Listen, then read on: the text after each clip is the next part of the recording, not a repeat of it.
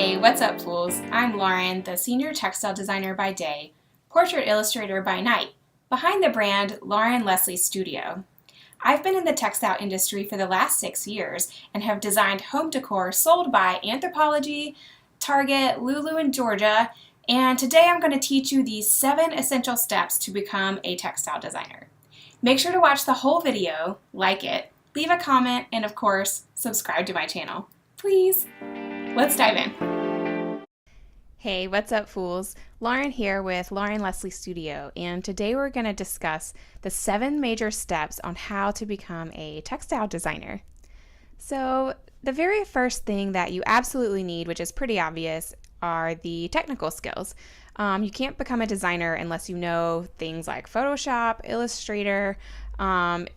Inkscape is free if you're not able to afford the monthly payment for Illustrator or Photoshop right at first. You can try to start out on something like Inkscape.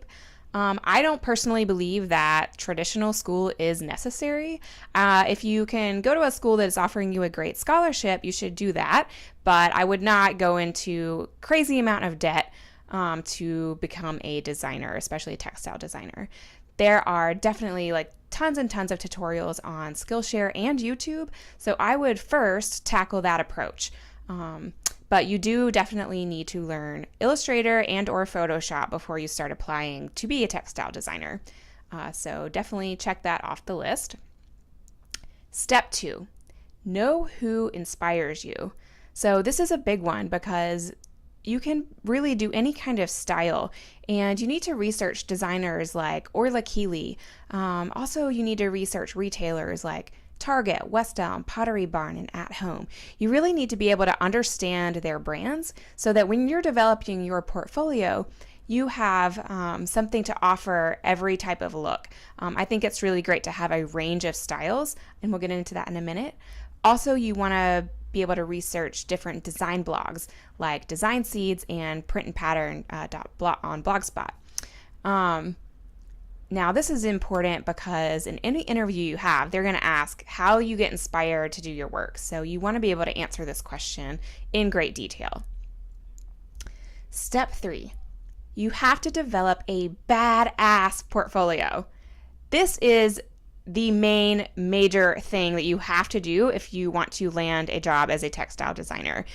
You can be cool as hell, you can get along with everyone, you can have the best outfit, you can feel prepared in every other way, but if your portfolio doesn't totally kick ass, you're not going to get the job. So this is, I would say, the most important step.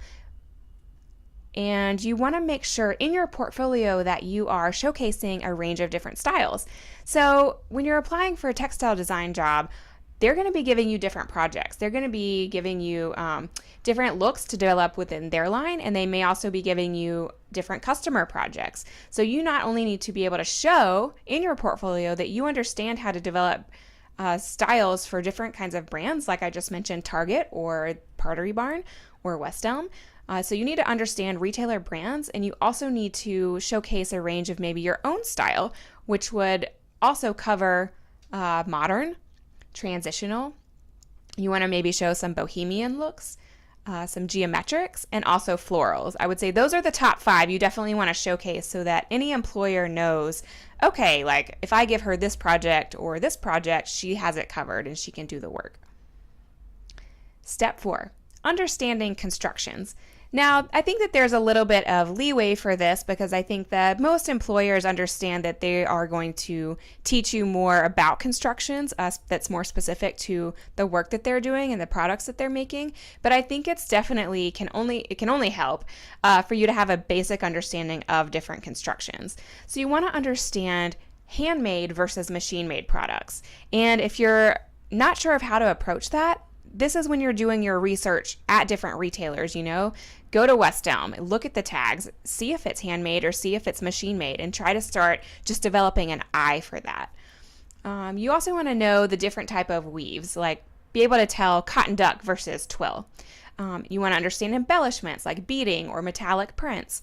You want to understand embroidery, like different kinds of stitching. All of this is only going to make you look like a superstar in your interview for your textile design job. Okay, so step number 5 is know your fibers. So this is kind of another layer on top of understanding constructions, but with that, you're going to want to know the properties of cotton and wool and polyester and polypropylene, nylon, olefin, and PET. This is, again, only going to be icing on the cake and could really be the defining moment where they would choose you over a different candidate. Step 6 is apply for jobs. I would really recommend landing a job with a company before you try to go out on your own, only because you learn so much on the job and they're paying you to learn. Whereas when you are going to school, you're paying them to learn. So, you want to have these basic skills, to be able to interview at all in the first place, but you're only going to learn so much on the job. So I would say apply for jobs, even if you only do it for a year and then you want to eventually have your own or work for yourself or have your own business. Definitely, I would say, my opinion is to work for someone else first. That will really give you a big understanding.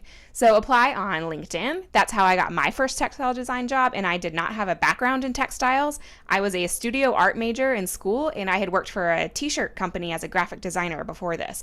But I worked on my portfolio. I knew Photoshop and Illustrator. I had all of these basic skills, and because I worked on my portfolio and I was able to show them, hey, I can design patterns and, all of this, I got the job. So definitely apply. Don't be scared to apply. Apply on LinkedIn, Indeed.com, go to networking events in your area. And if all of that isn't really getting you where you want to go, I would also hire a recruiter. In step 7, this might come a little bit hard for some of you, but you have to be willing to move. If you're going to take that first job that, is an opportunity that they're giving you, that's your green light, that's your doorway. I say you have to be willing to move in order to follow your dreams sometimes. And again, it doesn't have to be permanent. I left my boyfriend and my home in South Carolina to pursue a job in Atlanta. And actually, it wasn't even in Atlanta. It was an hour outside of Atlanta, kind of in the middle of nowhere. So I had to literally really make a sacrifice by leaving everything behind, driving an hour one way to work. And I did that for 4 years. And look where I am now. So you have to be willing to make some sacrifices in order to, really pursue your dreams as a textile designer. And again, it's it doesn't have to be permanent. I told myself, hey, if it doesn't work out, I can always move back to South Carolina. So if you are in a relationship or something like that, I just hope that your partner would understand that, hey, it's not forever, it's temporary, but it's something that you need to be able to do to get to where you want to go. So definitely, I would say you have to be willing to move. That's only going to push you further, faster. All right, guys, thank you so much for watching. I'll see you next time. Hey, thank you so much for watching, and make sure to catch the next video coming up. And if you like this video, please hit the thumbs up and go ahead and subscribe so that you don't miss anything awesome.